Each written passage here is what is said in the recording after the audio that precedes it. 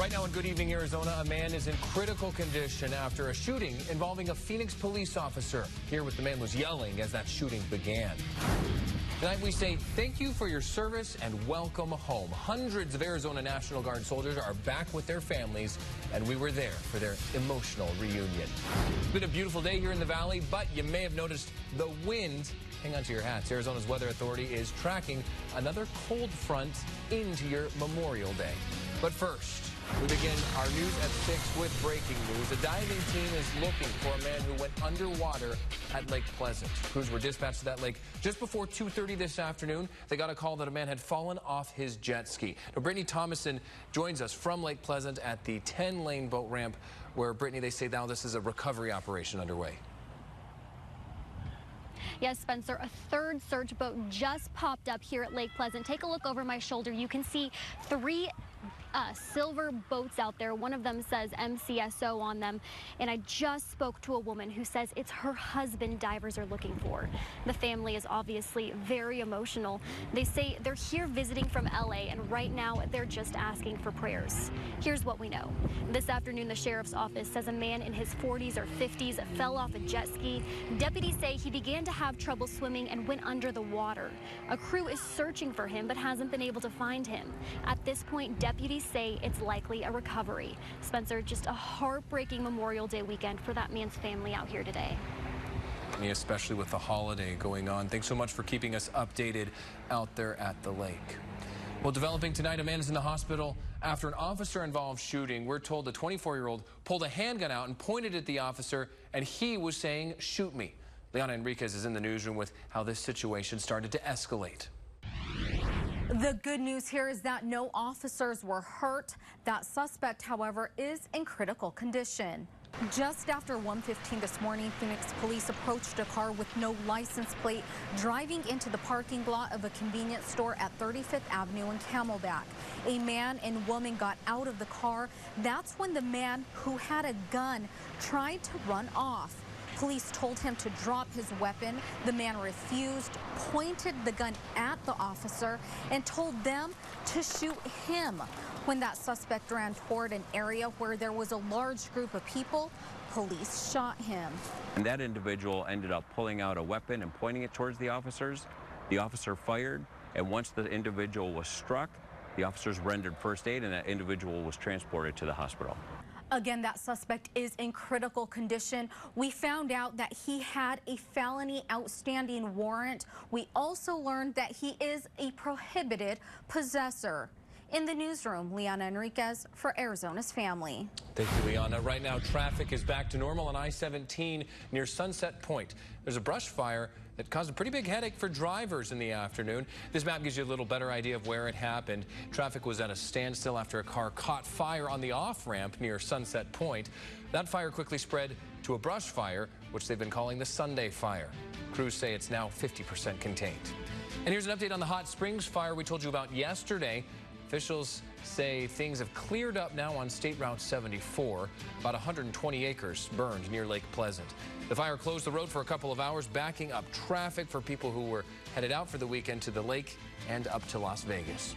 And the Dove fire burning in the Northwest Valley is still about 50% contained. So far, 1,200 acres have burned. That fire started Friday near 167th Avenue and Dove Valley Road. The fire spread among desert shrubs and grasses, and firefighters still don't know what started it. Ashley DiMartino is in studio with us now, and we know you've been talking about nice temperatures, but with it comes the winds that we felt today, and we always worry when we're talking about wildfires what those winds are going to keep doing while, firefighters are out there battling them.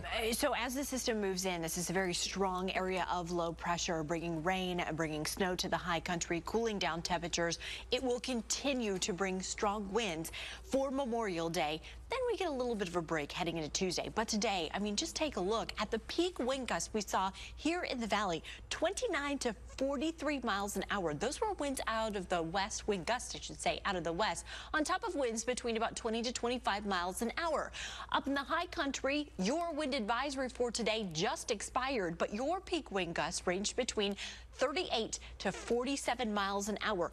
Another wind advisory has been issued by the National Weather Service for the same area, northern Arizona. This is Coconino, Apache, and Navajo counties, starting at 11 a.m. tomorrow. Memorial Day, rain and snow expected for northern Arizona as well. It begins tonight. It goes through Monday night. Snow levels dropping to about 5,500 feet. Now, at that level, we'll see less than an inch. So that means Flagstaff, that's about all you'll get. The most snow is expected in and around the Grand Canyon. Of course, rain and snow and winds, it all means hazardous driving conditions for everyone that's going to be on the roads tomorrow. We'll take a look at the temperatures coming up in just a bit. All right, thanks, Ashlyn. You mentioned all the people driving back. Well, tomorrow is the start of what they call the 100 deadliest days on the road.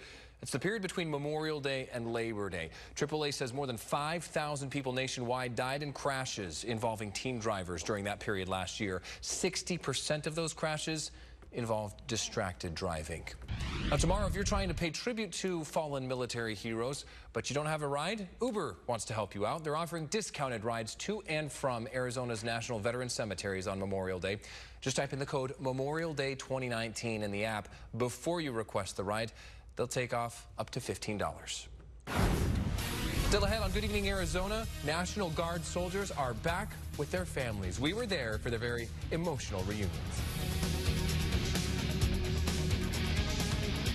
The numbers speak for themselves. 35 years. Another big batch of showers. 24 years. An amazing amount of moisture. 14 years. The visibility really dropping off. 11 years. Well, we're going to have some tricky roads out there. 18 years. A couple of inches are definitely expected. 12 years. Snow levels as low as 4,500 feet. 100 plus years forecasting all kinds of weather. The most meteorologists with the most experience. Arizona's family is Arizona's Weather Authority.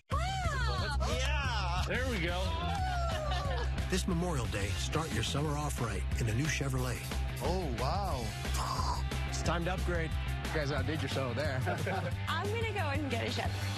An exciting summer begins at your Chevy dealer. Now, during the Chevy Memorial Day sales event, current qualified competitive lessees can lease this Chevy Colorado for around $239 a month. Or during the Memorial Day sales event, get $1,000 bonus cash on select 2019 Colorado, Traverse, and Malibu models when you purchase. During the Memorial Day sale at Moore, snuggle up in this oversized left or right-facing sofa chaise sectional in rich charcoal with contrast pillows, only $16.95. Or the Racer sofa with neck and back adjust, multi-function recline, illuminated cup holders, USB and power ports with removable trays, only $9.95.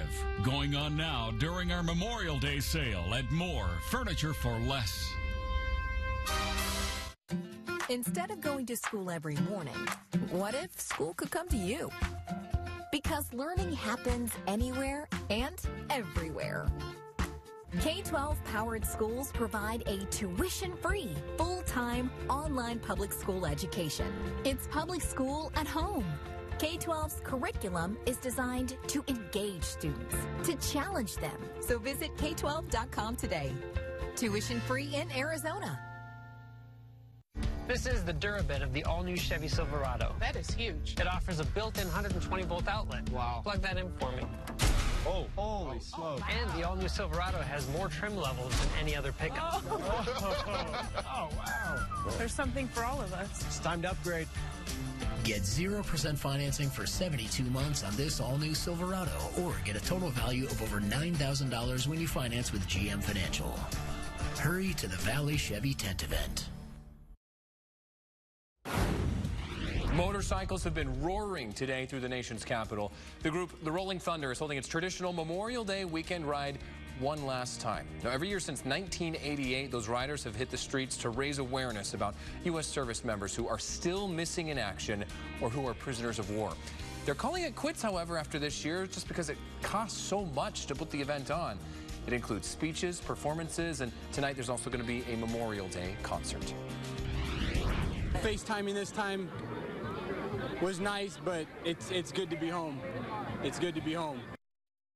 And we're glad they are home tonight. 330 members of the Arizona National Guard will be sleeping in their own beds. They've returned home this afternoon after a year in Afghanistan. There's a pretty big reunion out there, welcome home celebration, if you will, at the Papago Park Military Reservation. Look how many people showed up. Now, a lot of those soldiers, as you heard, had been FaceTiming to keep contact, but some of them didn't have internet access. So imagine how much more special that makes this reunion. One soldier that we talked to said he was deployed when his daughter was only 10 days old.